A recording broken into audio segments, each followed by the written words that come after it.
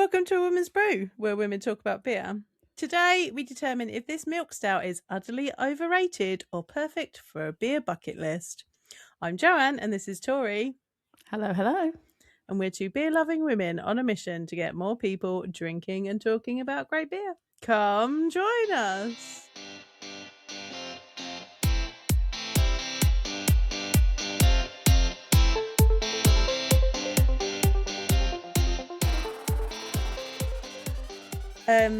This beer is like, when I had it the first time, I was like, this is like probably one of my favorite beers, and I never get it because it's an American beer, but I absolutely love it.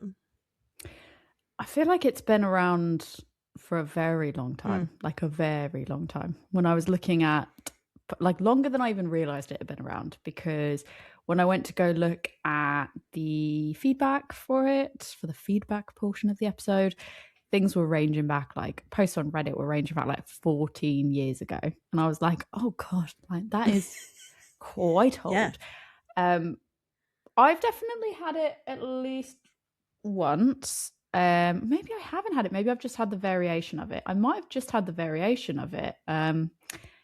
But if you ask my Untappd, I've never had it because I love it when we get to this point. You're like, I've definitely had it. It's not on my definitely Untappd, had it. It's not on my Untappd, but I've like there's so many. I'm like, if you ask my Untappd, I've never had it. But I can't remember if I had this or the variant. I've had variants of it for sure. Yeah. But should we reveal what it is? Let's reveal what it is. Make your guesses now in 3, Da-da-da. 2, 1. It is Left Hand Milk Stout Nitro. Was it? So we've got the Nitro version, but Yep. Milk Stout is the beer in general that we'll be talking about. I used to like it. Used to have like a purple label, which I really liked. They've changed the labeling now, which I'll talk about later. Well, I was going to say, I feel like I can't remember if you got me this or if I got this as part. Yeah, you did. And I remember like putting it away and I was like, this doesn't look like what I remember it looking like. But like I couldn't place why. So I'm excited to hear you explain why it doesn't look like what my brain remembers. Yeah. So I have history of the brewery of Left Hand. I've got history of the beer, and then I've got some kind of like deep divey bits into Nitro. And then we'll kind of deep dive into Milk Stout / Sweet Stout. And I'll get into why we say that when we get to that. Do we want to pour the beer first? Do you want to hear about the brewery first? We've only got 330ml bottles. Yeah. But then I'm also worried that it's going to get like too warm. So I'm like, do we pour it? Do we shake things up? It's hard. Do we shake things up for this episode? And do we go pour it, talk about the beer so we can do the tasting notes so we can drink it, and then we just go into full sip sesh? Yeah, let's do that. Yeah. Okay. Before we talk about how to pour it, or do you want to explain how to pour it first before I have you watch a video of how someone else on Reddit poured it? Yes. So the version that we've got is the Nitro version. So that requires a hard pour. We have done hard pours a few times previously on the podcast. Do you know what I was thinking about when the first time might have been? And I think it might have been when we had those Siren beers. Yeah, we probably had Nitro, the Nitro ones. And I was like, oh, that's probably quite some time ago. I feel like we've done the hard pour quite a few times. Yeah. And I think that probably was one of the first ones. Now, I personally, when I saw that this was, so I've had this before, and I think both times I've been like, Nitro in a bottle. I think that's bullshit. No, like I feel like nitro in a bottle isn't true, but when you look at the Left Hand website, they pioneered putting Nitro beer into bottles, and if you do the hard pour, like literally open it, upend it, and just let it go, it apparently works. So we haven't pre-poured. We're going to do it now and see if it does actually work. I think it's interesting because for the longest time, and probably even up until like today years old, when I was doing background research as well on the beer as well, I've always kind of been like, is it a gimmick? Like, is it like cans? Yeah, because in my brain I go, well, yeah, okay, the widget. Like in my brain I go, oh, if there's a widget in it, yeah, great. And when it's like in a bottle, I'm like, oh, I don't know how they nitro that. So is it actually is it nitro? Is this just a gimmick? Are they trying to emulate stuff? And then today I looked at it and I was like, oh, it is. Oh, and it actually is. Like I've always been like, I call bullshit. But actually, apparently it is. So if you don't know what we're talking about with nitro, it's a nitrogenated beer. So rather than carbon dioxide in it, they've put nitrogen into it. So think your Guinness creamy pour. Usually that requires like a nitro gas line if you're on draft, and then in can there's what they call a little widget in it, and that does all the, I don't know don't ask me for the science. I don't understand the science in the can. A widget's basically like a ping pong ball. Yeah, so it's to do with agitation. I've got a little bit about it that's on the Left Hand website. So it's about agitation and releasing the nitrogen, and apparently that widget in the can agitates it enough to release it. I always wondered. I was like, I mean, it does it. I've opened enough nitro cans to know that's a thing that happens. Yeah, it does. But I'm like, how? I don't. We'll talk about it. I've got a little bit on here. We'll talk about it. But I didn't really believe that you could do it out of a bottle. But apparently, if you upend it, so it does it. For anyone that's watching this video, can I just confirm, because we've done hard pours before. Yes. I just want to revalidate based on how you've looked into, you've looked into for Left Hand specifically, how we are to pour specifically this beer as a hard pour. Correct in saying you take the bottle and literally over the glass and just flat up, just do that, right? Yep. Cool. Can you watch the Reddit link that I say, I want to try it this way? I don't want to give away what it is until you actually look at it. Okay. Oh. How would you describe what you are watching? The guy's opened it. He's put the glass over the top, with the glass touching the bottom, turned it all over, and then gradually is pulling the bottle out as the beer done this. If you're watching the video, now, I feel it goes like this and flips it. I feel like I have seen people do that before. I'm going to try doing it, and I've got kitchen roll out there ready because everyone's like, be careful doing that. And I was like, well, I kind of want to do it now because I've never hard poured like that. Worked. So I kind of want to try it. Although it is kind of like I just washed my glass and got water everywhere. I think the thing is that when you do a nitro pour, I think you do need the spout in it. So that makes sense. On their website, they talk about when you're pouring with draft, using a clean glass, hold it at a 45-degree angle under the faucet, fill the pint 3/4 full, put the glass away from the faucet and allow the beer to cascade and settle, then finish filling the pint so the head of the beer rises just above the rim of the glass. Obviously, I know that a lot of people have come to know that's probably how you properly do a Guinness pour as well. Pour. And that's when you go to lots of bars and you see people, you can tell who knows how to pour a Guinness versus who does not know how to pour a Guinness by the way that they treat that situation as well. Also, side note, if you're kind to your servers, if you're ordering a lot of Guinness, you should order that at the beginning of your order so they can get they can start so they can start basically so they can start pouring it. Set it aside, let it rest while the servers. I've definitely had it where I did that. I had a big group of people and it wasn't Guinness, it was, what's the other one? Not Smithwick's, Harp. I don't know. I only know the other one, which I now can't remember. I don't know the other one. And I'm going to have to think about what it was. But they had they were pouring that, and I'd put in the order for how many it was, and then someone else came up and was like, "Oh, I'll have one of them," and I'm like, "I'm so sorry, can I have another one?" And they're just like finished our long run of them, and I'm like, "I'm so sorry." I did think I do feel bad when I order all of the when I order Nitro multiple stouts before. Guinnesses. I do feel bad because you're just like one and another, and Yeah. they don't pour as quickly as Yeah. as other beers do. The So yeah, that's service. like the photo does show it of like Yeah. when you're at the 45-degree angle and under the faucet, it is that the top of it is kind of in the glass Yeah. a bit as well. So I mean, obviously it's not in the same way this video emulated. I will share the Reddit links that people can watch if they want to try the test. But it, like, I was going through things and that popped up. I was trying to find like people's feedback on it, and that popped up, and I was just like, I literally had the reaction. I was like, oh, that's different. I've never tried that before. So I think I'm going to try that. It does also say on the bottle, and it's upside down. Activate your nitrogen, pour hard to release the nitro magic.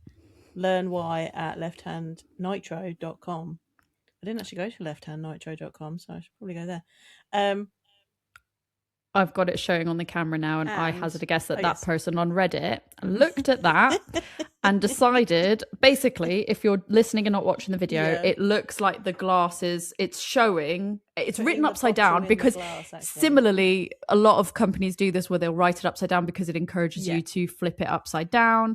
It's the same thing with like rolling. They'll put it like when it's like a sour and they want to like kind of mix it up, they'll write it upside down, so you have to do it like that. So they've kind of done that where the arrow is from this angle is pointing up from the bottle to the glass, and I think someone's interpreted that as put the glass over and then tip it out. Please let us know if you do normally take that approach to hard pouring. Maybe it is just with bottles, because I've never seen it done. Well, you can't really do it on cans. I feel like I have seen somebody do it, but there is a video on the Left Hand website, and they do not do that. They do just tip it upside down. I kind of love the idea that somebody's read this and then gone, that's cool, I can do that. Right, so you're going to try it that way. I'm just going to open it and dump it. Okay, and someone can watch the results. I've got so much kitchen roll next to me. Okay. What glass are you using? I'm using this glass.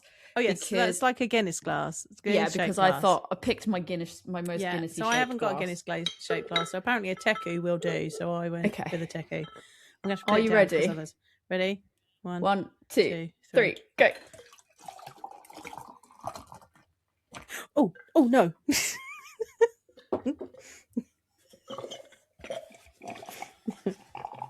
Even though I double checked that it would fit in this glass, it did not fit in this glass. Oh no. I don't feel like mine did as much of a cascade, but I think it's because I was panic moving it. But it looks all right. Just mine looks all right. Big mess. It looks nice. I've got beer all over my table. It does look nice. It looks amazing. I got a nice, like, massive head. Look at mine.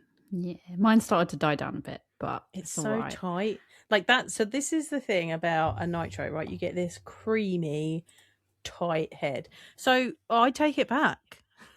It's not bullshit. It's not bullshit. No, it's true. And it looks like, you could tell, it looks soft, and like the head does look like it looks dense, but like pillowy. Like, oh, mine looks beautiful. It also smells amazing. Like, I think mine just smells like Guinness to me. Like, this is my. Whenever anybody asks me what's your favourite beer style, I'm like, saisons, milk stouts. This is just the smell that makes me just go, oh, this is so nice. It is. I will say, it smells like Guinness, but it is a bit more chocolatey than Guinness. Chocolatey. There's a bit of coffee in there. Oh. Before we actually drink any of it, do you want to say what it should taste like before I take a sip? So I can come in differently biased. I'm not going to say unbiased, but I'll come in with a different bias. I'm going to do BJCP style guidelines, and then we'll do what Left Hand say theirs should taste like. Fantastic. So Left Hand Milk Stout comes under sweet stout. That distinction. So sweet stout, milk stout, they're the same thing. And the history of milk stout is that so it originated in England in the early 1900s, and it was historically called a milk stout or a cream stout, as it was marketed as nourishing because it has an addition of lactose in it, which gives it that creamy milk, air quotes, thing. The term milk stout later became legally restricted in the UK. That's interesting. Yeah, there's a whole thing about it, and like, it's one of those like, beer fairy tales that we like to tell. Like, so they like to say that it was like they stopped calling it a milk stout because it had to have a certain percentage of milk in it to be able to say milk, and it's got lactose in it. Also because they were trying to say it had health benefits because it had, air quotes, milk in it. Milk. But actually, I believe that it comes down to there was a brewery, I think it was Mackeson's, who did the first milk stout. They had kind of trademarked it and someone else was trying to use it, and there was a whole kind of trademarky deal with them, which is why other places aren't allowed to say milk stout. I think it's less true now.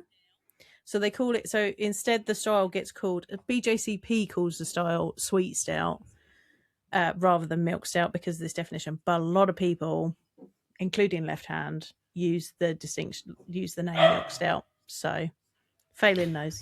Phelan knows She what's knows. up. You just made me think, how you said that made me think of like when you have oat milk and they're like, you can't call it oat milk. Like it has to be like a certain thing, and then it's like oat drink. And then when I do my grocery shopping, right, I'm like trying to find oat milk, and I'm like, why can't I find the one I want? And Rick's like, it's because it's oat drink. And I'm like, oh, right. It's literally one of those, right? But generally, it will have an addition of lactose in it. Not great for our lactose intolerant friends or our vegan friends. Although I think we mentioned recently that there's some sort of like vegan ice cream powder or something that can get added now. I think I saw somewhere, which does a similar thing. So sweet stout is in category 16, dark British beer, and is 16A. The overall impression is a dark, sweet, creamy stout with roast character balanced by residual sweetness, often reminiscent of sweetened coffee or espresso with cream. In aroma, there should be a mild roast, coffee and chocolate notes, cream-like sweetness, low hop aroma possible. In appearance, very dark brown to black, tan to brown with a creamy head. No. A tan to brown creamy head. This one's quite, I would say, like, mine's creamy. Tan. Oh, mine's quite creamy. Mine feels quite tan, beige. Yeah. Dark beige, light mocha. We need our little colours thing. My colour chart that I can just colour ruler whip out. Yeah. I'm going to make one of those, I swear. We're going to make it. We're going to make this happen. Then we're going to patent it. I can't be asked for that.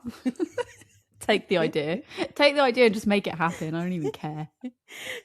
In flavour, it should be roasted malt, coffee and chocolate, medium to high sweetness, moderate bitterness, and a smooth, balanced finish. The mouthful should be medium full to full bodied, a creamy texture with low to moderate carbonation.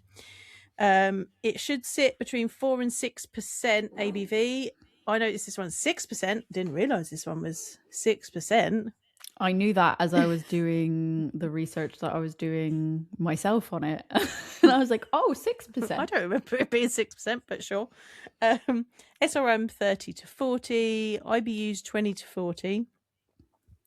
The commercial examples include Bristol Beer Factory Milk Stout. Get that quite easily over here.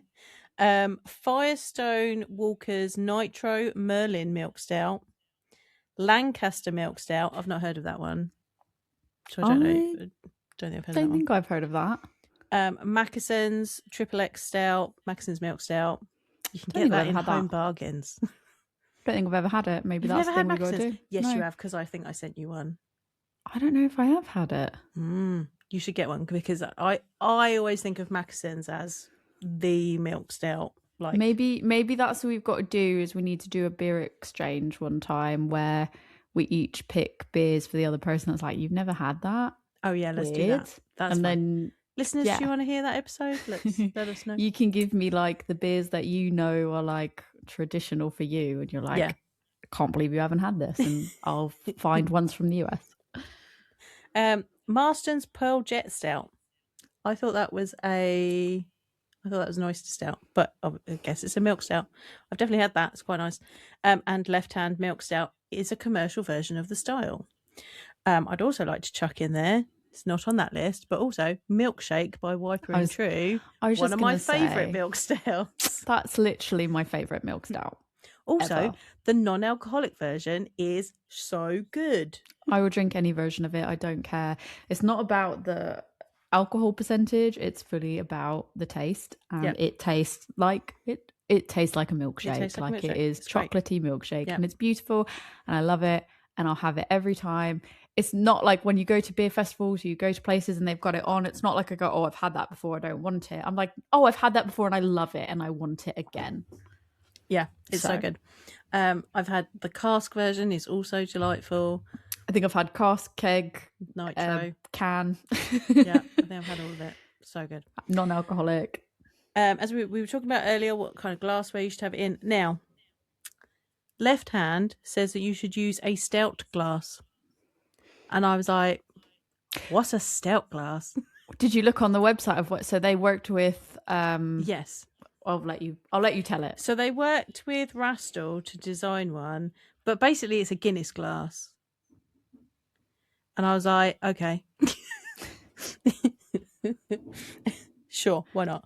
Also, equally good to have this in is a nonic pint, a snifter, a tulip glass, a nitro stout glass. And I was like, what's the difference? Nothing. That's still a Guinness glass.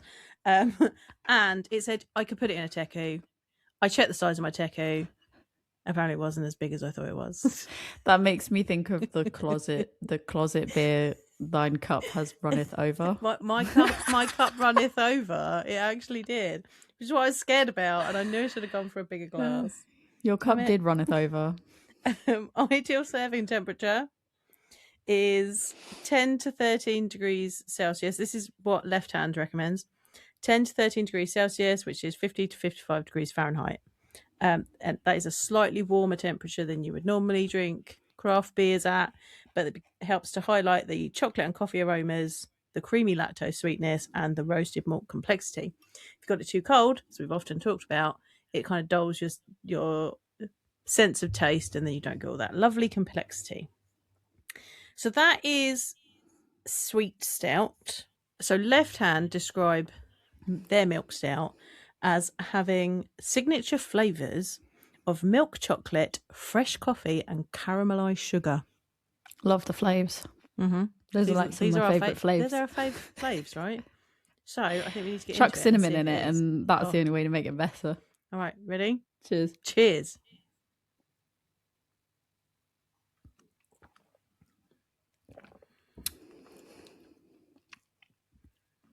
It's quite nutty. Yeah. Like I feel like I've got like a roasty nuttiness. I get more nutty than coffee. It's not a bad thing. The coffee just came in, but I think it's still quite nutty, and kind of the way you get like when people make peanut butter, they try to make like peanut or peanut butter beers. It's that type of nuttiness for me. But I think that the coffee element is there, but it's more bitterness, like coffee bitterness.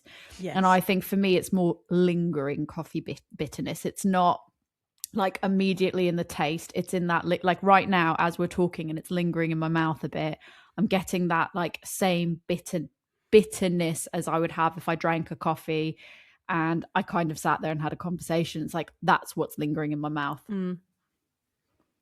I just really like it. It sticks with you. It does stick with you. Like the taste does hang around, which is not a bad thing. It does not taste 6%.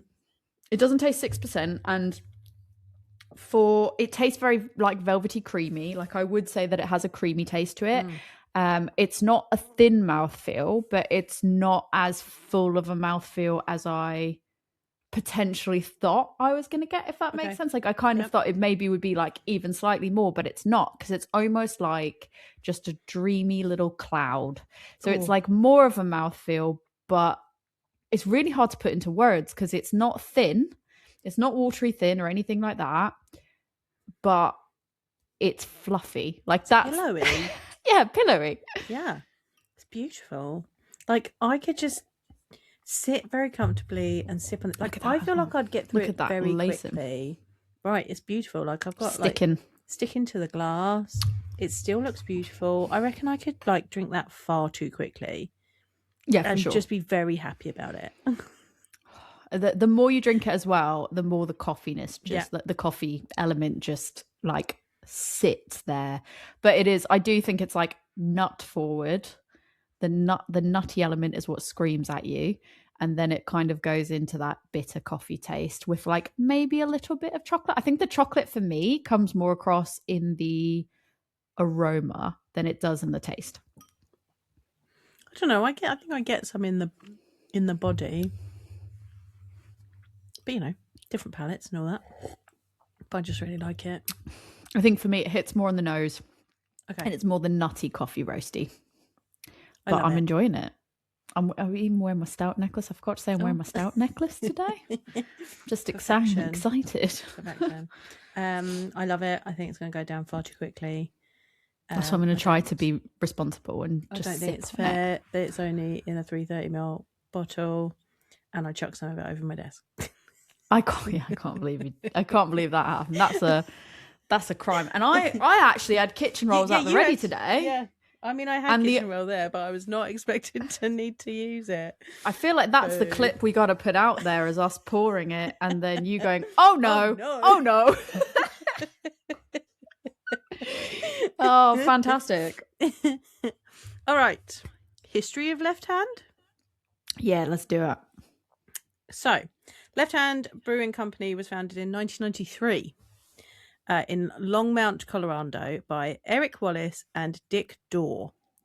What a name. That's a strong name, isn't it? Yeah. The brewery takes its name from Chief Niwot, whose translated name is Left Hand. The brewery became one of the early pioneers of the American craft beer movement and later gained a major reputation for stout production, especially nitro beers. I've got a quote from their website. Their website is very nice, and I'll put it on the show notes for you to go and have a look at. But I thought this was really lovely in their about section. When the mainstream goes right, we go left. When other breweries were adding concentrates to wheat beer, we were hand juicing ginger for good juju. When the industry told us American nitro beer couldn't be bottled, we invented it. When we saw the need to provide disaster relief and community giving at home, we started the Left Hand Brewing Foundation. When we wanted to support those who fight multiple sclerosis, we raised millions for the National MS Society and became a national sponsor for Bike MS. I think that tells you a lot about what Left Hand is about. And that, like, to me, they're a brewery that I want to buy more stuff from. Well, even more than that, I mean, I don't know if you came across, is something I was going to mention later if you didn't, but I'll add it now because it's relevant now. There's a Vine Pair article which covered Left Hand Brewing Milk Stout guide, and there was 11 facts on there, and one of them was Left Hand fights racism with a beer in hand. And it says from the top. Did you not? No. So it said, so one of I pulled out two things from this article. One of which is, it says Left Hand fights racism with a beer in hand, and the blurb that I put there is, from the time Left Hand first opened, Wallace and Dorr believed in building their community and giving back where they could. After the George Floyd protests began in late May of 2020, it only made sense for the brewery to contribute to the cause, more than just a black square on its Instagram. The team came together to take action, joining Weathered Souls Brewing Co. to raise money for anti-racism organizations. Left Hand's brewers collaborated on the version of Black is Beautiful, a Dunkel-styled beer. The brewery pledged to donate the profits to Black Lives Matter 5280, the Denver area chapter of the national organization. And then it also says Left Hand team didn't stop there. through June 2020, 50% of purchases of raspberry milk stout sold at the brewery's tasting room went to Centre for Black Equity, a group aimed at lifting up the Black LGBTQ plus community. And I was like, so I read the bit about how it was named, who it was named after. It's a fun fact, like none of the owners were left-handed. That is literally that's what it led with, is like none of the owners are left-handed. This is where the name came from. It's got a darker history. And I was like, how dark? And I read it and I was like, oh yeah, that's a bit sad. But actually very honorable for why they've chosen to name it. And then like reading the causes that they've stood for and things that they've done like that, I'm like, it makes me feel even better about drinking the beer. And that's why I wanted to highlight that, not because it necessarily had anything to do with the milk stout, but because I was like, I think a beer can be made even better when it's made by somebody that has like a passion for supporting good causes. So if you didn't just want a good milk stout, good brewery too. Good brewery. Yeah. We're all about those good breweries. So, history of Left Hand Milk Stout itself. It was introduced in 1999. So I think it's one of the older ones that we've looked at. It feels quite old, yeah. Yeah. The brewery describes it as their flagship beer and calls it the OG of milk stout. The beer helped revive and popularise the sweet stout, milk stout category in the American craft beer scene during the 90s and 2000s. It uses lactose, which brewing yeast cannot fully ferment, leaving residual sweetness and a creamy mouthfeel. The brewery compares the effect to cream in your coffee. Left Hand later expanded the brand into multiple variants, including Nitro Milk Stout, which is what we're drinking today, Peanut Butter Milk Stout, which has... That's the one I think I've had, for sure. There's a Peanut Butter Milk Stout and a Peanut Butter Milk Stout Nitro. They did a chai milk stout nitro, a double milk stout, and a bittersweet imperial coffee milk stout. So I have had... I think the peanut butter also had an imperial. Yes. There was a normal peanut butter milk stout, and then there was an imperial peanut butter milk stout. So I've had milk stout nitro, I've had bittersweet, and I think I've had another one. I think I've had the normal one, the peanut butter one, and then I've had the one that there was a White Russian. I've had the stout. White Russian, that's the one, because it was a white stout one. It was a white stout, and I got it because I was like, oh, that's interesting, and I was like, oh, this will make for a great Big Lebowski theme night that I'm never gonna have, but like maybe I'm, because there was a whole bunch of White Russian beers that had come out, and then I saw this as well, and I was like, well, this is great, it'll make for a really great Big Lebowski night. Did not have it for a Big Lebowski night, and actually I think I held on to it way too long, to the point that it just got sad. And I was like, so next time, but you can get packs, and they do like packs of the Nitro range as well, that you can get like variety packs of 12 or whatever. They don't have the White Russian in it, but they've got all the standard ones. They did a pumpkin spice latte one. The next time I'm in the US, I'm going to grab us one. But so the pumpkin spice latte wasn't the milk stout; it was just a pumpkin spice latte beer, nitroed. So the versions that are currently showing on the Left Hand website, so I would assume that they are available somewhere, are milk stout nitro, peanut butter milk stout in regular nitro and imperial nitro, chocolate orange nitro, coconut milk stout, Mexican hot chocolate milk stout, candy cane milk stout, and in that pack there is a French toast milk stout as well. I'm here for that. I'd love to try a lot of those. I can definitely get the mixed variety pack for us to have the next time I'm in the US, because that's easy to get. But I don't know if they've got... I've not bought them before because I thought that's too many. When I go and I buy beers, I think I've said to you before, and I might have even said it when recording, when I go buy beers, I try to go like, what am I actually going to mostly drink? And so I have like special beers that I'll get like one off from breweries and stuff like that. But like the fridge filler beers, I try to be like, what am I going to get the most like miles out of here? And I'll take some home if I don't finish them. From like the milk stouts, I'm not just going to sit and drink a whole 12 pack of milk stouts in a Right. 2-week period. And then I'm like, then I'm taking so much home. Then I'm buying extra beers. But this time, maybe I'll make a special effort, especially if they've got. I think I looked at the Milk Stout 12 pack when I was in the US last, and I was like, but I don't want 4 of everything. I want like 2. One for me and one for you. Well, that's it. Is I'm like, so cool. I've got 2 of all of them, and then Yeah. an extra 2 of all of them, like one for me, one for it. But then I've now got to have Right. all of those ones again. And then Yeah. I'm like, I don't want that. But if you're going to tell me there's a French toast one, yeah, I'm She'll be going there to for that. have that. She's going to be there for that. One of the brewery's biggest innovations was helping popularise bottled nitrogenated craft beer in the United States. Their Nitro Milk Stout became especially influential because it created the cascading creamy pour previously associated mainly with draft stout systems. Beer fans on Reddit still regularly mention the signature hard pour ritual and cascading effect as part of the experience. So I have another really nice quote from the Left Hand website, because they go into like what is nitro and how to hard pour and stuff on the website for people.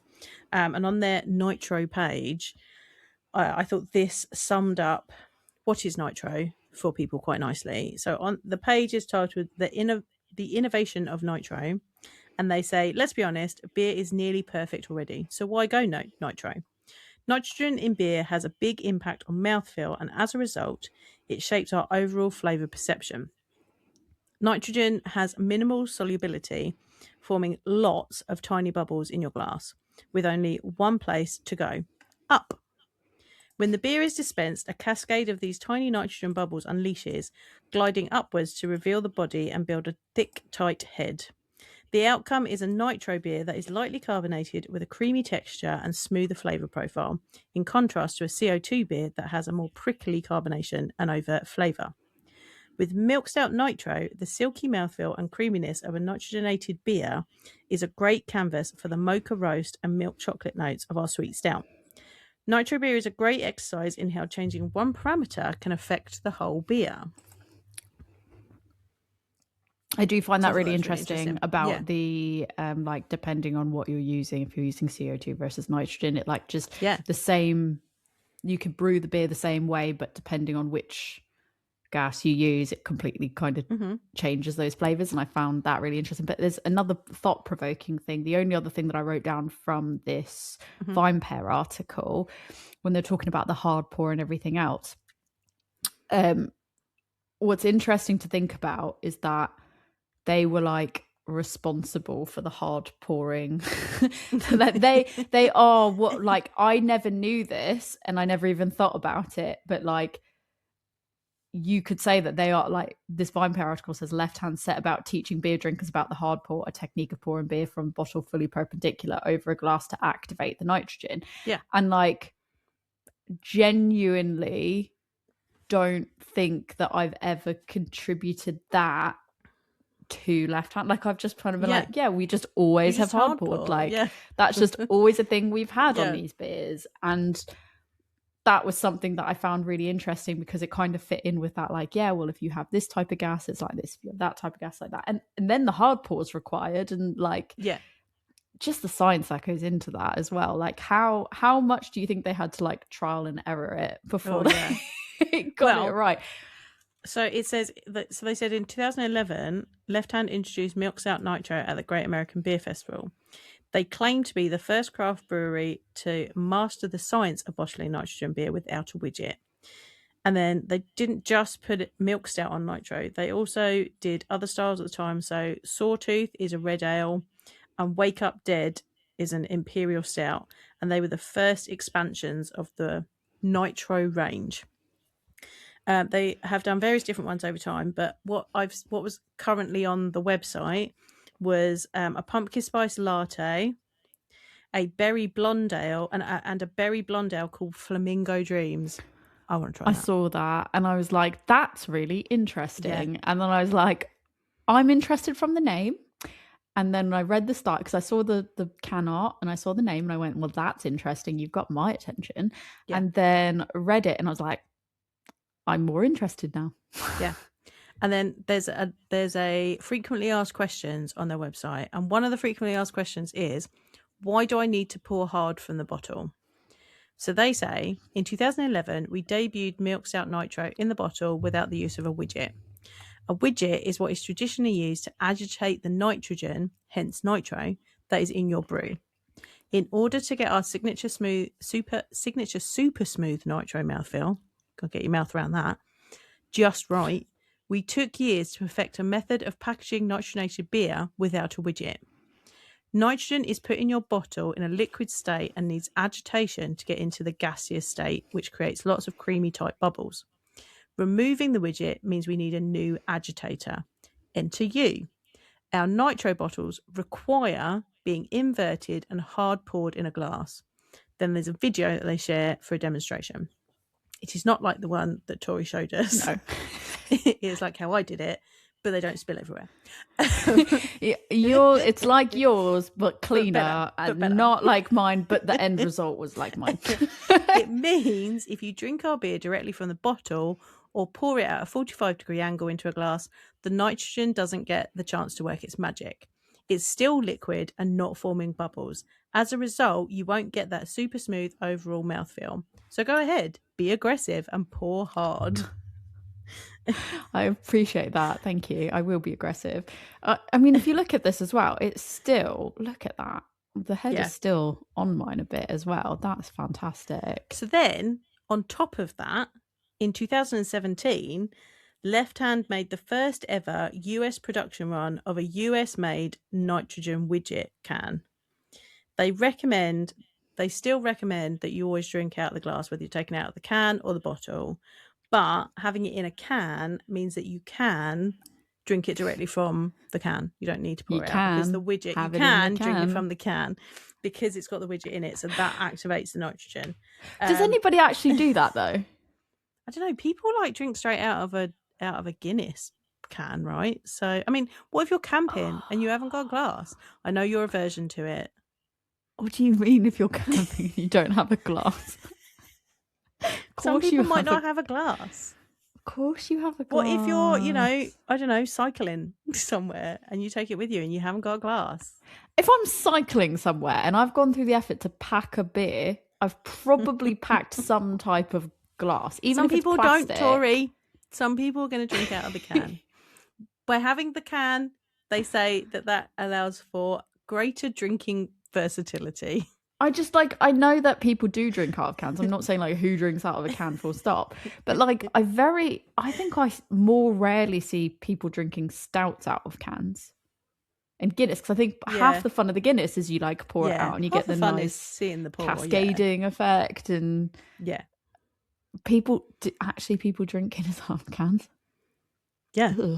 It gives me the ick. I don't like that. That freaks me out. We don't know whether this is going to be spliced in. Yeah. So, surprise! Hopefully Joe found a really nice place to interject this. If not, then double surprise. I actually think it would be funnier if all of a sudden people are like, oh, that is just like a hard cut to us here.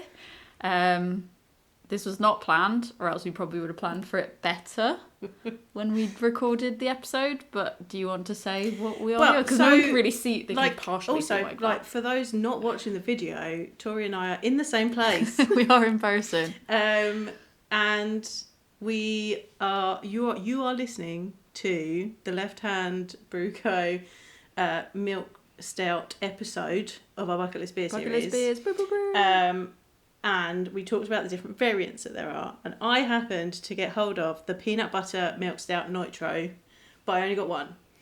You did say to me, I only got one. I don't know why. I don't know why I only got one. It wasn't. I think it was because I couldn't carry. Like I picked them up at Trembling Madness, and because they're in bottles, I don't think I could carry that many. So I think I only got one. I do think what was really funny to me was the way you explained it was, I only have one. I don't know why. Yeah, because I always get two of everything. So I only got one, but because we are in one place, I brought it and we can try it. And we haven't edited this episode yet, so we can interject it with an impromptu peanut butter milk stout. This worked out great because this was not planned. This is not why we were meeting up. And then it was like, oh, well, I do have have this and only one of these for some reason. Yeah. And you are about to edit the episode. Yes. And it's like, if you haven't edited it yet, should we throw that one in? Can just chuck it in for you. So we're not really prepared with anything. No, I don't have any We don't have tasting any tasting notes. We don't even have, if you're watching the video, proper drinking glasses. We've literally got it in like a water glass. We did bring our own tasting glasses, but the reason it's in here is because we had to hard pour it. Yeah, because it is again the peanut butter Milk Stout Nitro, which you have to hard pour. So I needed a slightly taller glass to be able to hard pour it into, rather than our tasting glasses. And it is also, that's just to show the label as well. It's also showing what some people would describe as put the glass over the, the bottle and then turn it, which is not actually what it's saying. 6.2%. 6.2%. It smells beautiful. You cracked it open and it smelled beautiful. Yeah. We may or may not have the footage of you pouring it in here. I don't know. I recorded it in case there was any more disasters. There wasn't. She's poured it fine this time. I did find this time. Yeah, I did find this time. I know from when you opened it, the smell that was there, that was lingering, was like a creamy peanut butter. It smells like peanut butter cups. It smells like peanut butter cups, yeah. It literally smells like a bag of peanut butter cups. It's got a picture of a peanut butter cup on the label, even though it's peanut butter Milk Stout. But what I will say is it smells like a knockoff peanut butter cup. Okay. Like, not a knockoff in a bad way, but like when you go to like a chocolatier and they make their version of a Reese's cup. Yeah. So it's like nicer quality chocolate. I'm not shaming. Peanut butter cup I love Reese's peanut butter cups, but it does smell, it is like probably my favourite, one of my favourites is like, love peanut butter, love chocolate. Yeah. It's when you have a high quality chocolate and peanut butter. Okay. It smells amazing. That nuttiness, but it's like a creamy nuttiness. Yeah. It's like the inside of a peanut butter. It smells like peanut butter with a bit of really good chocolate. All right, let's try it. Cheers. It's weird that we can do that because normally we're like cheers. I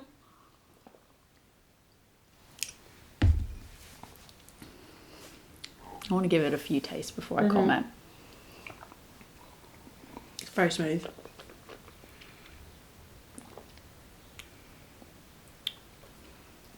Very nutty.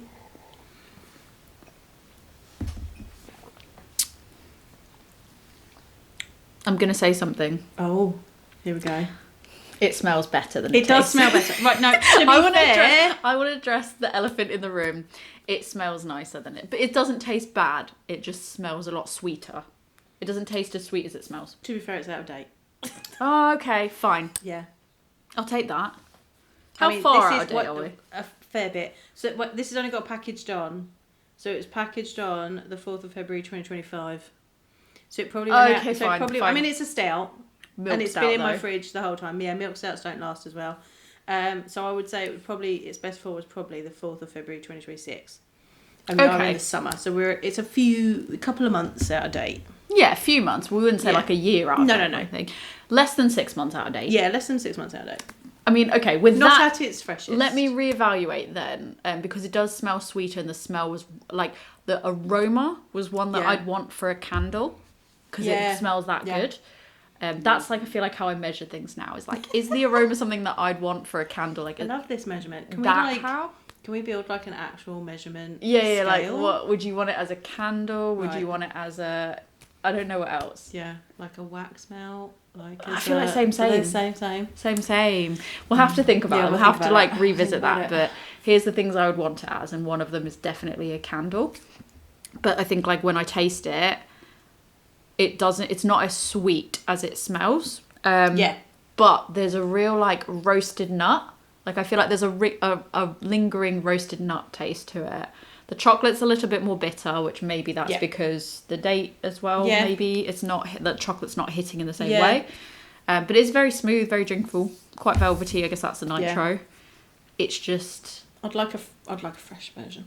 I would like a fresh version. Maybe that's it. So we have to revisit it. Yeah. And do a bucket list beer pot 2. And we'll have to reverse it. We'll have to get an in-date peanut butter stout and an out-of-date... I mean, to be fair, you don't see Left Hand here very often. No.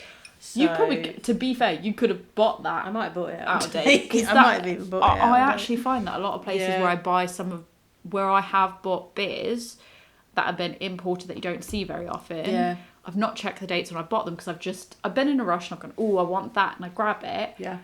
And I've kind of not paid as much attention to it, and then like I've gotten home and I've gone, I paid full price and this was already out of date. Yep. Yeah. No shade to any beer places because some of these are hard to shift. But no shade, but I'd also like to know when I'm buying something that's out of date. But yeah. that's my bad. Like market, yeah, like market is out of date or like close. Put it on a shelf. That's close like to the best out before. of. Yeah, so we know. Yeah. But that's our own bad for not double checking. But that being said, I mean, I'm still enjoying it. Yeah, it's still good. All right, back to the rest of the episode. Back to other us. Cheers. I have some interesting information about what the beer's made from. Oh, okay. So the recipe includes lactose, which I've said a fair few times now, but it's also got rolled oats, flaked barley, roasted barley, chocolate malt, and the hops used are CTZ and Golding hops. You're going to have to remind me of that when I put stuff in my spreadsheet. So CTZ, I feel like over here we just call it Columbus. But in America, it gets referred to as CTZ. And I have to remind myself of what CTZ means every time because I forget. But so there was, when these hops came out, Columbus, Tomahawk, and Zeus, it turned out that they were all nearly identical. Okay. So now all three of them are just put together. And they called CTZ is Columbus, Tomahawk, Zeus because they're all basically the same thing. So it's so is it like a blend or have they just basically crossbred them? So these three hops to the point that they're not individually. We've named it, and then they looked at it, and actually chemically they're basically the same thing. So they end up just does one just not exist anymore, or like? I mean, all three exist, but they just get put together because they're basically the same thing. Okay. Generally, we call it Columbus, but you could just call it Zeus. But you could call it Tomahawk. You could call it Zeus. Tomahawk. I might call it Tomahawk from my spreadsheet, so that way, because I don't think I've had that before. I think I've had something labelled Zeus. I don't think I've had something labelled Tomahawk. So I think that might be the one that I go with. There you go. And it's also got Goldings in it as well. You've had that. Fantastic. Going back to the bit just before we kind of jump ahead to anything else, going back to the bit about the nitrogen part. So I did find another article where, well, it's relevant, from a website called beerandbrewing.com. And there was an interview that was done with Left Hand Brewing. And I mean, this is probably quite old at this point, but they asked the question, one of the interview questions was, why did Left Hand decide to focus heavily on bottling nitrogenated milk stout? And the answer was, we've been brewing and serving nitrogenated milk stout since the turn of the millennium. At first it was served only in our tasting room. The next phase was to make the nitrogen draft more accessible. Once we were confident we had the correct process control in place, we started sending the beer to draft accounts. At one point in the late 2000s, there was a grassroots uprising from our team members who pushed for us to bottle it. There was very little existing information on how to do this, and the technology was still evolving. So we spent most of our cognitive power for a solid 18 months trying to solve the problem of how to do it. If you're interested in learning about something like dry hopping, you could spend a lifetime reading up on it. But that information isn't available for nitrogenated beers. It took a lot of trial and error and punches in the face and kicks in the gut to figure it out. And then they said the follow-up question was, what is it about the experience of nitrogenated beer that makes it so appealing? And their response was, cask beer has an extensive history and nitro is an extension of that. We have a great love for the presence of it, and the opportunity to push into uncharted territory was appealing. The first beer we nitrogenated was Milk Stout, she said, and I found the nitro brings out more chocolateness, while the CO2 version brings out more coffee notes, but it's the same exact wort in the two beers. So I thought that we'll share that article as well, but I thought that, like, the questions they were asking in that regard, I was like, oh, that's really interesting. But to hear they've taken a solid 18 months trying to solve that problem, all because, like, the members of staff just wanted it bottled. And if they didn't care that much and they didn't push for it, would we have had this? Yeah. I mean, Milk Stout on its own is great, but This is good too. But like they probably still could have nitrogenated, but we wouldn't be drinking it in a bottle if the staff weren't like, I think I want it in a bottle. Yeah, that's true. And there was also, so you mentioned about the like the legal battle. You briefly mentioned about the legal battle. I did get a little bit more information on that from westword.com. They did an article that I'll share as well, and just the blurb from that is so Guinness also makes a nitrogenated beer, but it uses a device known as a widget to create the effect in the bottle. Left Hand, which spent 3 years and hundreds of thousands of dollars on its technology, is the first US craft brewery to make a bottled beer into nitro. Although Left Hand didn't patent its process, it did try to trademark the word Milk Stout Nitro at the same time that it released the beer in 2011, but the US Patent and Trademark Office denied the application, saying the term nitro had been protected more than a decade earlier by a man named Eli Gershkovich, who owns Vancouver, Canada's Steamworks Brewery. No relation to Steamworks Brewing in Durango. Obviously, you can tell this is quite an old article. After doing some research, Left Hand decided to challenge Gershkovich's claim to the word, saying that he had never used the mark. The two companies have since settled the dispute. The quote is, "We worked out an agreeable situation that worked for the both of us," Lennart says. But then when you read the VinePair article, it was like, yeah, they dropped their claim. They dropped trying to patent it. Yeah. So don't know what the actual agreement was. It's just like it just got dropped, and it just kind of didn't go anywhere there. But apparently Steamworks make good beers too. I've had theirs. They're really good. I've not had anything from them, to be honest. I've not even not had anything. They used to do a really good raspberry wheat. I have to check them out. Mm-hmm. But yeah, I'll share that article as well. But I thought that was interesting, where they were like, actually, they tried to patent it, and they were like, nah, there's already a patent in place. And then they were like, not on our watch, we're going to try to get that. And then they were like, we'll just mutually agree. Maybe not. I've got a list of awards and recognition for Milk Stout. Ooh, all right, let's go. So it's won numerous medals across major international competitions. The brewery's official awards list includes the 2006 World Beer Cup. They won Sweet Stout. They won the Sweet Stout category. In 2007, the North American Beer Awards Sweet Stout category. 2007 European Beer Star Sweet Stout category. 2008 Great American Beer Festival Sweet Stout category. 2008 World Beer Cup Sweet Stout. All of these are Sweet Stout unless I say otherwise. Yeah, I was going to say I'm tired of saying they're all Sweet Stout.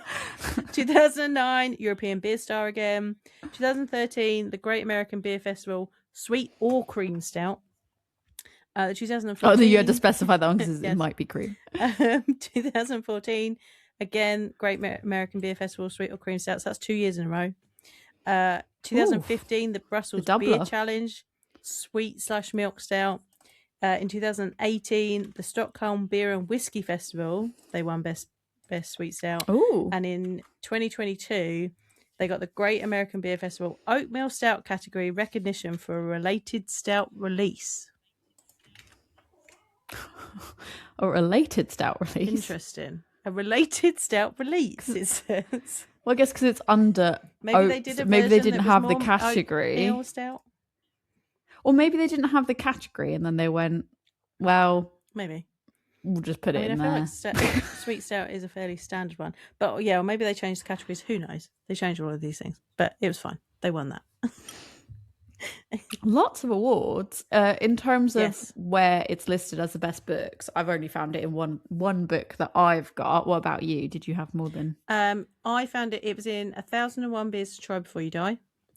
And it was in World's Greatest Beers. Yeah, I've got it in World's Greatest Beers, and it probably is in the 1001 book that I've got. I just haven't gone through the 1001 because there's 1001 beers I have not actually gone through. The beer also celebrated its 25th anniversary in 2024, and they had a redesign. Same age as me. That's so fantastic. My brother and I were having this conversation the other day. How me and the Milk Stout are just so young. Yes. And so for the anniversary, they redesigned the packaging. So I said it used to have like a purple label. It's now got a new cow mascot. Oh, Yes, on the label. Not on the Nitro. The Nitro one's always black, but the regular Milk Stout. I'm like, you threw me off. You're like, because you threw me off because I was going. You're like, there's a new cow mascot, and I was like, where? On Milk Stout, not on Milk Stout Nitro. Yeah, but I thought it would be on both. So you've just blown my mind. I was like, what? But there is a bell on it. If you actually look, the shaded area, there is a bell. So maybe that's a nod to the cow. I was looking for it hard. When that 6% hits and you don't feel it, I'm like, where's the cow? So yeah, there you go. That is exciting. Do you want to know some of the... Should I quiz you? Should I do my favourite part of just quizzing you on the feedback? Quiz me and get it. I'll get it wrong. Can I as you'll know, I've just started saying, may I offer you some feedback? May I offer you some feedback on Nitro Milk Stout? So, Untappd. How many unique check-ins or how many total check-ins do you think? I mean, it's been around a long time. Really long time, yeah. Factor that in. I always get this number wrong.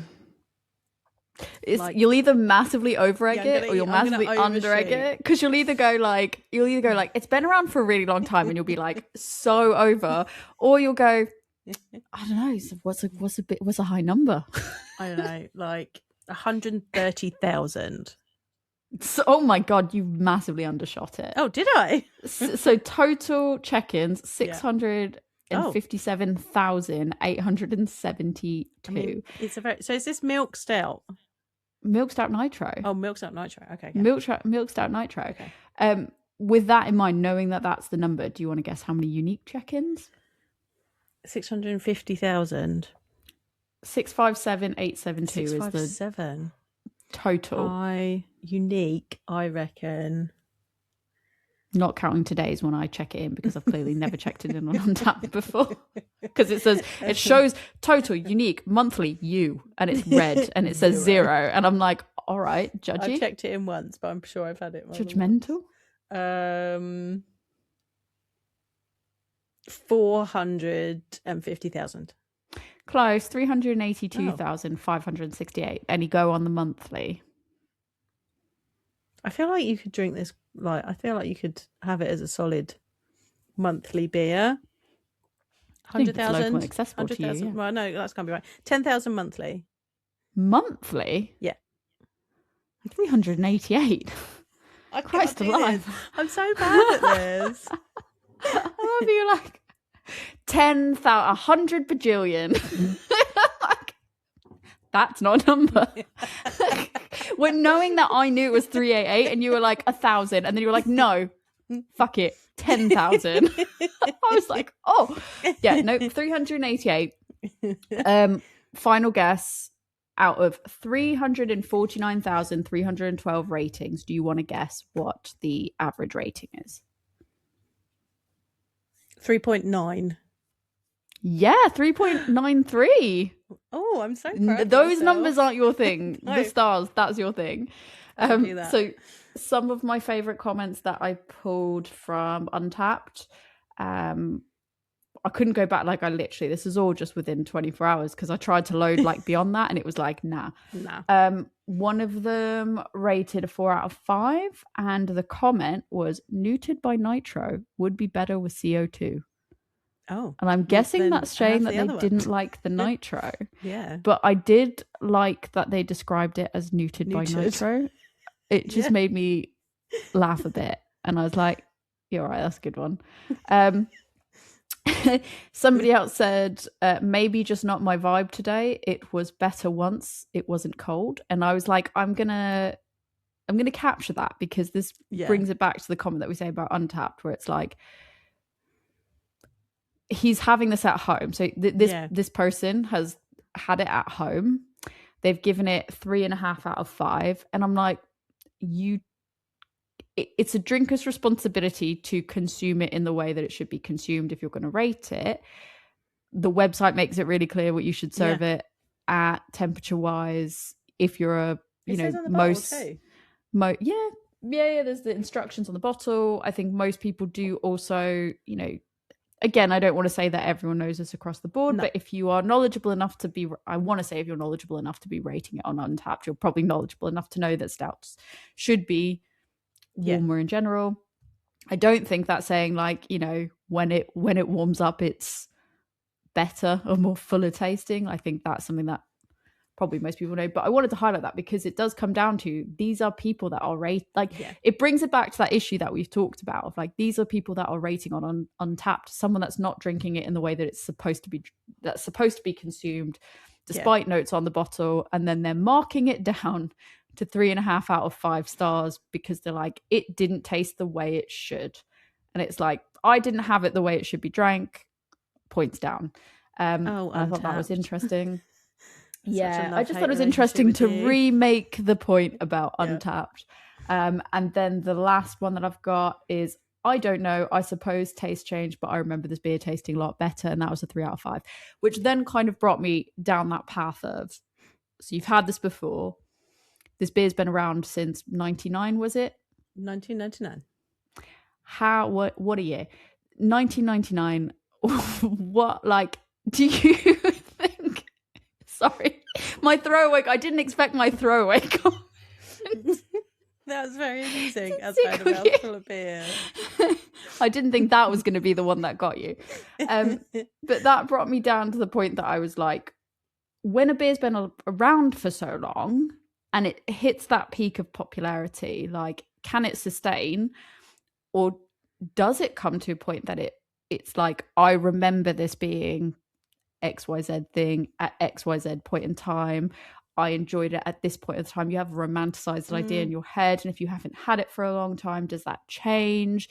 Has it maybe gone, oh, we've done this so often, we're producing so large now, it's not the same taste as you once knew? What's your feeling as a person that you vividly remember having it before? How do you vividly remember having it before? I think to me it's still as good. It's been a long time since I've had it, and I think it's still as good. But like, it's that thing, isn't it, where like it depends on the situation. Like, I remember where I had the nitro version, and I know I didn't pour it properly.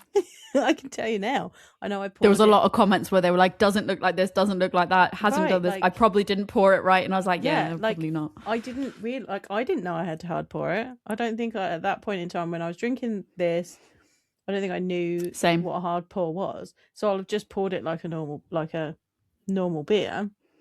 Yeah, I probably did the same. I still liked it, but I had it because I'd had Milk Stout. I really liked that, and then vivid memory of this. We were in Southern Comfort, that is, or was, I don't know if it's still there. Justin Timberlake's restaurant in New York. I thought you were talking about the alcohol. I thought you were like, we got into the Southern Comfort, and I was like, it was a restaurant called Southern Justin Comfort. Timberlake. Owned by Justin Timberlake. Like I have so many additional questions. Justin Timberlake had a restaurant in New York. Yeah. Called Southern Comfort. Yeah, that was like Southern food, right? It's like Southern barbecue. Yeah, okay, I get it. I put the pieces together as I was saying it, and I was just like, Justin Timberlake, why are you doing that? The food was good. It was a good restaurant. Like was it good? No, it was. Would you go good back? Stuff. Yeah, we did go back. and they had Milk Stout Nitro. I was like, oh, I really liked Milk Stout. Like, I've not had the Nitro one, and it came in a bottle, and I was like, oh. And then I just poured it, like, and I was like, I mean, it still tastes great, but like I remembered it like me being like calling bullshit on that Nitro in a bottle thing, but it wasn't poured properly. So, yeah. But yeah, I really liked it, and like, I think it still tastes as good. That is always a thing. Like, when I brought home the Alaskan beers for us to have, I was so scared because I was like, "Wait, this isn't as good as I remember it," and I've romanticized it. But like, I think if you're having like borderline didn't want to try it. You were like, I was very don't scared. Want to have this because you're like, this was my favorite one, and if I have this, I can't right, and it cope upsets with it if me, it's not like, as good. That's it.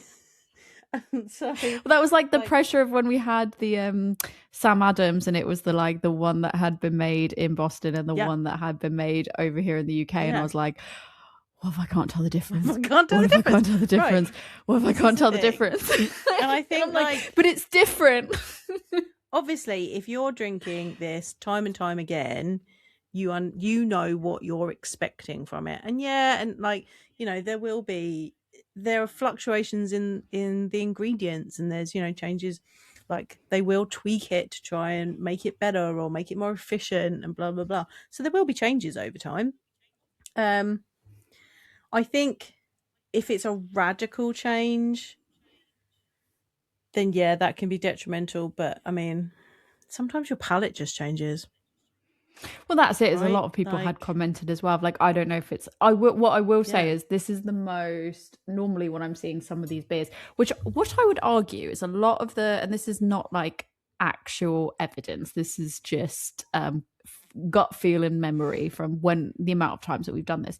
So I tend to feel like anytime it's like a hazy dipper, like whatever. Sometimes I really struggle to find. I try to get balanced comments that are saying Yeah. it's, you know, like let's take some good comments, let's get some like not great comments. And you don't often get a lot of like people judging it more harshly. Like people just, I don't know if this is just my feeling on it, and maybe there's like loads that are judging it, but like when I've gone through Reddit posts and I've gone through, you know, maybe Beer Advocate to the side because they are just harsh on everything. But you look at like Untappd, you look at Reddit, you look at like those type of things, and it's always like when it's a hazy, a dipper, like it's always like from a brewery that's meant to be a bucket list beer, you struggle to find balanced bad to match the good. Like you don't really get the yin to the yang. It's always like, yeah, this was really great and I had this, or like they just don't even talk about the beer full stop. They'll just be like, the place I'm drinking this is fucking insane. And you're like, but how's the beer though? And they're like, 4 stars, this establishment is nuts. And you're like, cool. And I love those reviews because I think that's fantastic. When they're like, had it with spaghetti, the spaghetti was great. And you're like, awesome. Great. Love that for you. But I think like I don't, maybe because I wonder if it has to do with the style that people, this is genuinely the one that I had more negative comments on than positive ones. And I was like, is it because it's been around for so long that people maybe had it once and then like don't have it for a long time and then they have it again? And like you said, because they're not having it regularly, their taste buds have changed, or they've grown a different appreciation, or they drink different things and then they go back and they have it and they don't have that fond like the fond memory they had takes away from that taste that they're having now, because maybe they're thinking more critically about it now than the first time they had it. Like, I can't tell you, I couldn't give my opinion. I just know that I probably did not hard pour it, but I can't remember the first time I had it. I just know that I've had it. And it didn't stick out in my head because I wasn't thinking about it in that way. And I can only imagine if I had known like, oh, this is a bucket list beer. Because when I had it, it wasn't like, this is a bucket list beer. It's something I have to have. So I wonder if it's a person that's like, this is something that I enjoyed or something that you're supposed to enjoy. And you don't really remember your first time drinking it. And you go back and have it again, however long after. And you're like, oh, it's not as good as I remember it being. And it's like, but did you actually remember it being that good? Or are you now coming in too harshly judging it because you're like, everyone talks about how great it was. I had a good memory when I wasn't judging it harshly, and now I'm overly judging it, if that makes sense. Yeah. And what was the experience that you were having when you had it? Like, you know, was it the people? Was it the place? Did that add to it? Like, you know, rather than just, I don't know, you're sitting at home drinking it. Like, you know, sometimes that really adds nostalgia to it, right? Like, you know, beer is about time and place and experience as well as just drinking it. And I think like to get on that, you know, Dr. Doom and Gloom morbid train, it's like when you have a beer that's been around since 1999, a great, like I said, a great vint. When you have something that's been around for that long, you can have it across so many different parts of your life potentially. And you're in different phases at these different points in life, which can give you those rose tinted glasses. If you had it, you know, if you were a person, I will say, I can confidently and happily say in 1999, I was not a beer drinker. I was not of age. Yes, I was not I wasn't of age and I was not drinking this. And I was not drinking any alcohol at that age. And I think if you were a person that was 21 in the US or wherever else in 1999, and then like you're still drinking it through to today, it's gone with you through pivotal parts of your life. Yeah. And therefore, like, are you misremembering because you've got it attached to different parts of your life? Like, that's quite a journey going from 1999 to 2026. You know what I mean? Absolutely wild. But I mean, I feel like I'm getting anxiety talking about aging. So let's go on to the beer advocate. Beer advocate. Do you want to guess how many ratings there are? What I will say is it's not going to help you at all. The amount of reviews it has is 508 reviews. That is no help at all for how many ratings. I can tell you it was added March 8th, 2014. Okay. I want to say 50,000. No, 3,309. Oh. That's hardly any. That's why I was like, this 508 is not going to help you. Not going to help you whatsoever. But I thought maybe if you knew it had been on since 2014. Yeah, I thought I was just like, cool. Like, no, apparently not. Yeah, no help whatsoever. Average rating guests? And I always ask if this is out of 10, and it's not. It's out of 5 still, isn't it? It's out of 5, yeah. Still out of 5. It's like generally harsher. It was a 3.93 on Untappd. 3.7. 4.14. I knew you were going to go down the path of worse than, because it normally is. Yeah. This one, exception to the rule. Do you want to guess the score? That's out of 100. Oh, the score out of 100. I think it might be 85. 92. Oh, 92. people actually agree so it's doing all right. It's doing all right.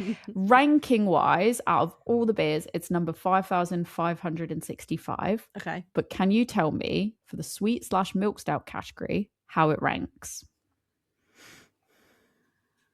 I think it might be at. Is it a 10?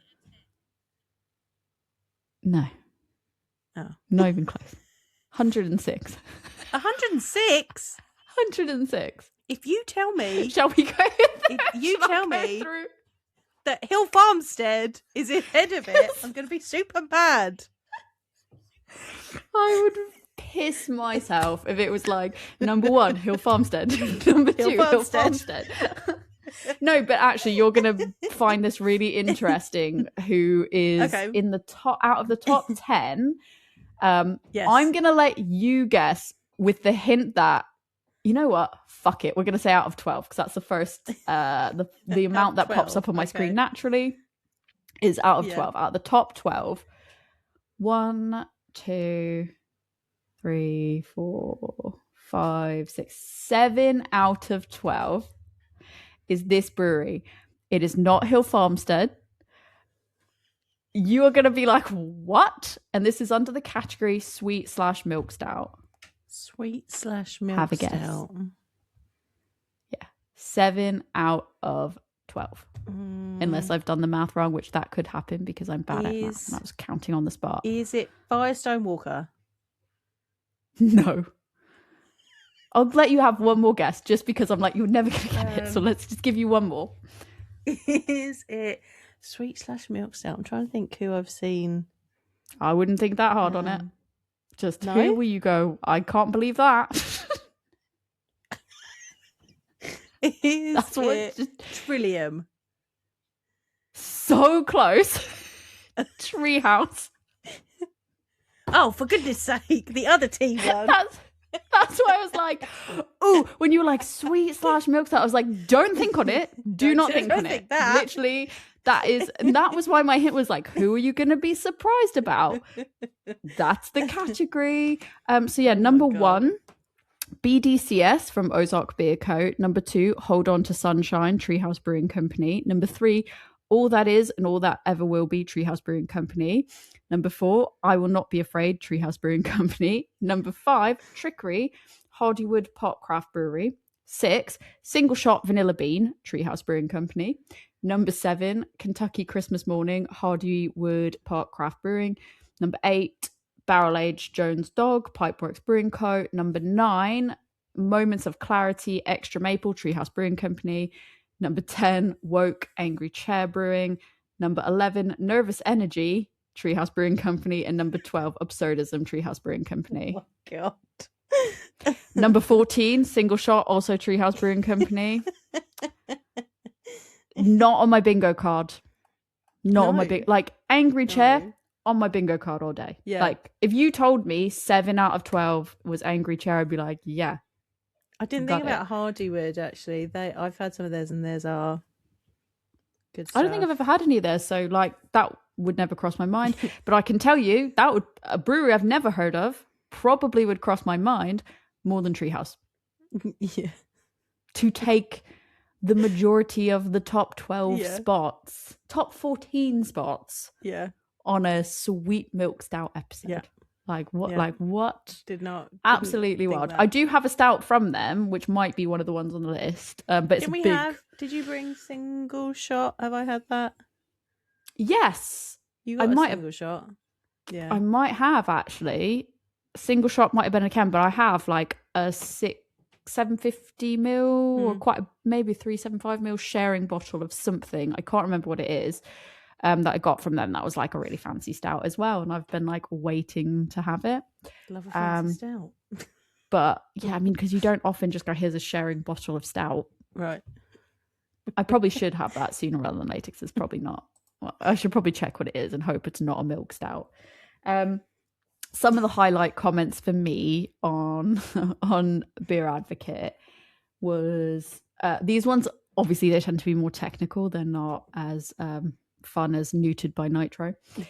So what I noticed was, if you don't have a photo on Beer Advocate, this is the first time I've ever noticed it. They have the symbol for like male and female, which I'd never noticed before, and I was like, interesting. Yeah, I've never seen that. But the first one that I've got here is slightly darker bubbles and fuller tan head over nice dark and opaque body. It is very smooth with sweetness and just a touch of dark chocolate-esque bitterness coming from the aftertaste. The flavour could be stronger, but it doesn't feel watery. Overall, very drinkable. And I was like, actually, I think that's a solid description. That's a solid description. Yeah. Again, because these are all quite like description heavy ones, I won't go through like the whole description of them. But one person commented, very thin in the mouth, nearly no carbonation, kind of takes you off guard from the appearance. You would expect it to be thick and creamy. The mouthfeel on this one throws me off bad. Smell is the high point, as it has exceptional nose that the taste and feel just don't back up for me. Not a bad beer, just not something I'll reach for again. And I was like, to each their own. Obviously, I've got different feelings on that. But I just thought it's interesting. They highlighted the mouthfeel threw them off. Yeah. And that it took them off guard from the appearance to what it actually tasted like in the carbonation levels. I was like, oh, I didn't expect it to be carbonated. No. At all. Yeah. From any part of it. So I wonder if that was like a pour problem. Yeah. If you know what I mean? Yeah.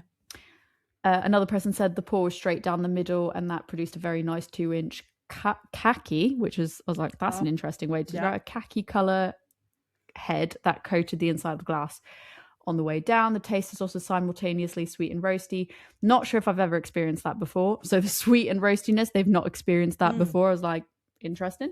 But it leaves no doubt that there's lactose in it, as well as a solid stout that won't be submerged.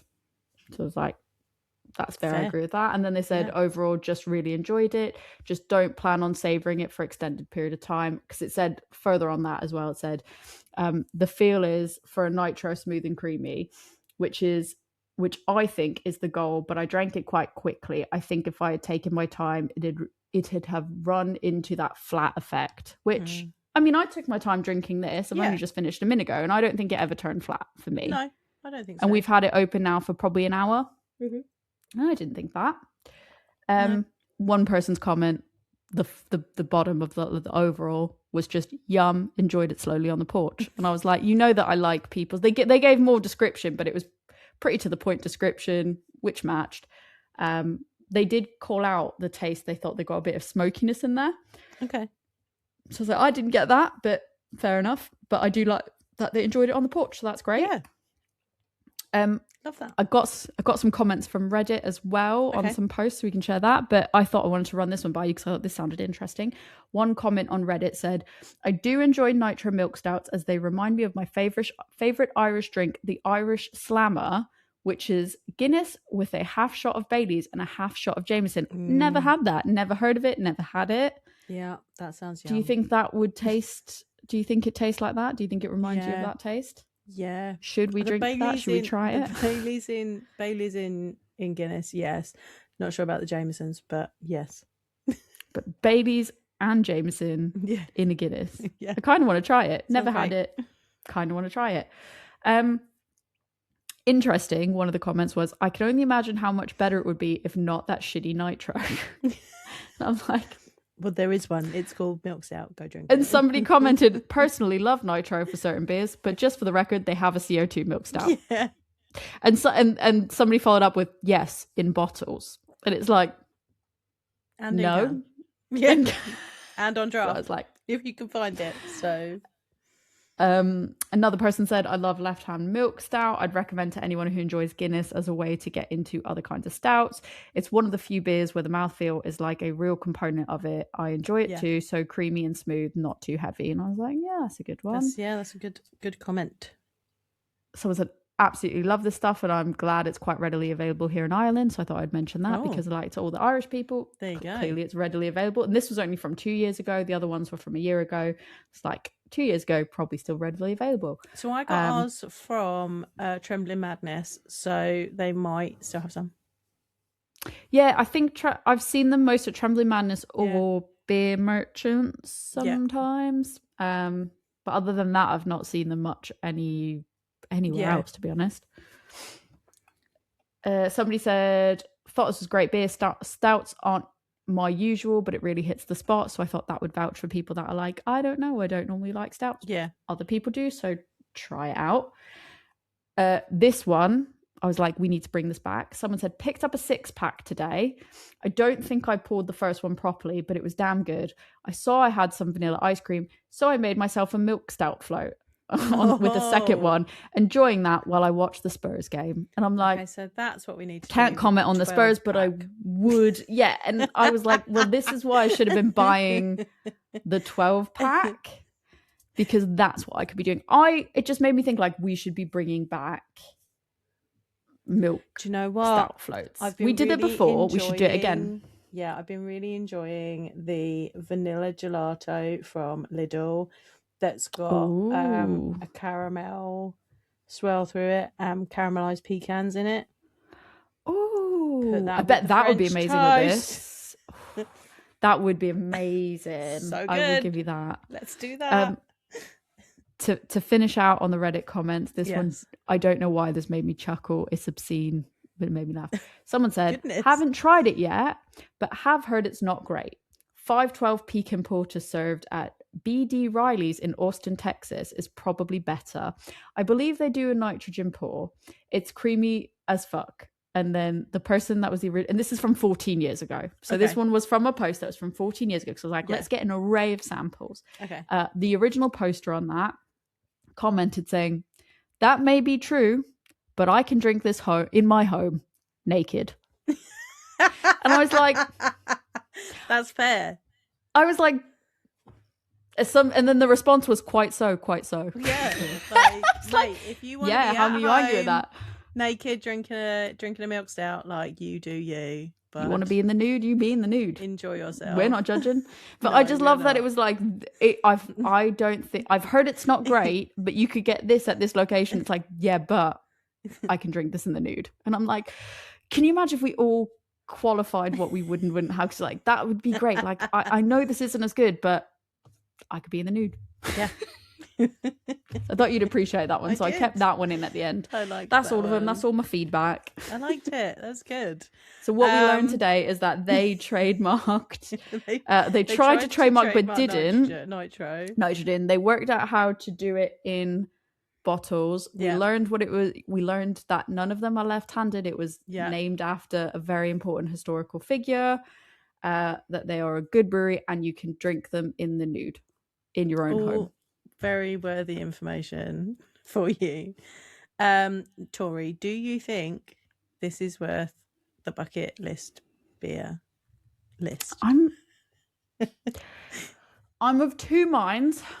I'm going to be controversial. I'm of two minds. Dun, dun, dun. Because I like a drum roll. Feel like, we need a soundboard. That's what we need to invest in next, is a good soundboard. I feel like in terms of the taste, and this might be controversial, I enjoyed it, but in terms of the taste, I don't think it stands out as a bucket list beer for me, as like something that I would tell someone you have to seek it out because it is this peak. I think where it becomes a bucket list beer for me, it's a great brewery, great things, but just in terms of the taste, I wouldn't be like, spend all your money or hunt this one down. But in terms of the historical element of the nitro, and knowing all the history about the nitro element, for me, that's what makes it a bucket list beer. Because if we didn't have this, would we be hard pouring? Yeah. I mean, maybe we still would, because Guinness or whatever else, but would have worked out. Yeah, but like, would we still have the proven non-gimmick of nitro bottles? Would we be pouring it in the same way? Like, would we still have what we have without that? Yeah, maybe, but maybe we'd be further behind on that. I don't know. Yeah. What about you? How do you? I think that I would put Milk Stout, like the original, on my bucket list beer, because I think it is a very good example of a milk stout. It is harder for us to find over here. If you're going to look, if you want to try milk stouts over here, Maxson's, Bristol Beer Factory, Wiper and True, but I would chuck Left Hand in there as a really good example. And I agree with you. Like, of the two, if I had to pick between the two, regular milk stout, not the nitrogen version. However, as you said, the historical, like, I didn't realise until we started researching for this episode about the history of Milk Stout Nitro. So yes, I think from a historical standpoint, Nitro would go there too. Also, I think it's just that I didn't know how long it was. If you just really like stouts, like, I think let's get it up the list over Treehouse. Like, let's get it up that beer advocate list. But I think that's the thing, is like, I didn't realize the history behind it. I didn't realize the history behind the brewery, full stop. I didn't realize just how long it had been out. It was just like, it tastes good and I like it. And that's not taking away from, I don't want to take away from the fact that it's like, oh, I enjoyed the taste, and me saying that it's not a bucket list beer because the taste is not because I didn't enjoy it. But there were so many other elements to it that I was like, that's actually what makes it the bucket list beer. And so I think for me, it's like, you should get the beer, you should learn about it, you should read the website, because like you said, the website's really good, and we'll link it. But the website's really good, and all the articles you can find on it are really good and really interesting. So like, if you want to be nerdy about it, like we like getting nerdy about it, it's like, get the beer, drink it while you're learning about these things, and then you just have a new appreciation for it, and that's what makes it a bucket list beer, more than just the taste. Yeah, definitely. Well, there you have it, another entry into our bucket list beers list. Tori, if people want to suggest beers that we could add to our bucket list beers list, I feel like that's not the best way of saying it, but that's how I've started saying it today. Where can they suggest beers to you? You can suggest beers for our bucket. You can find me on Instagram at adventures_in_hoptimism. You can email me at adventuresinhoptimism@gmail.com. You can tell both of us. Tell us if you've had this beer, do you think it's bucket list beer worthy? Do you does it still hold up for you if you've had it over time? Like, what are your thoughts? You let us both know. You can find us on Instagram and Facebook at A Woman's Brew, or you can email us your suggestions, or email us whatever you want in terms of this beer. The dealer's choice. Send us your reviews. Send us, why Treehouse. Send us an essay about why Treehouse should be better. You can send that to us at womansbrewpodcast@gmail.com, or you can find us on our website that has not been properly updated, but the episodes are going up. So if you want to see the episode catalog, you can find us at a womansbrewpod.beer. So womansbrewpod, pod.beer. Joe, if people want to talk to you about your romanticized rememberings of this beer, where can people talk to you about the first time you had it? Ask me about my meal at Southern Comfort. I don't know if I can remember what I ate. I think they have really good cornbread. They're biscuits. No, I don't think we had biscuits. I think I had cornbread instead. That's fair. That checks out. And some really good brisket, probably. That's what I usually get. If you want to ask me about that, actually ask me about that trip, because we went to some fun beer places on that trip. Then, well, I keep calling it a trip, and it wasn't. I was at work. but that's a fun story, because the cruise ship that I was working on at the time had been turned into the Bud Light Hotel. Oh, was that then? It was that time. Yeah. So, you know, if you want to ask me about the Bud Light Hotel, come ask me about that. There are some great stories. Some great stories. But so, I'd never heard about Southern Comfort before. So that, I think, I didn't know Justin Timberlake owned a restaurant. Apparently so. And did not know that it was called Southern Comfort. So we had a great time, and I drank Milk Stout Nitro. If you want to ask me more about that, you can find me on Instagram. I am Love Beer Learning. I'm also on Facebook, but you're going to find me on Instagram more easily. You can also come to my website, which is lovebeerlearning.co.uk. Not been updated, but there's some fun articles on there. One day it might be.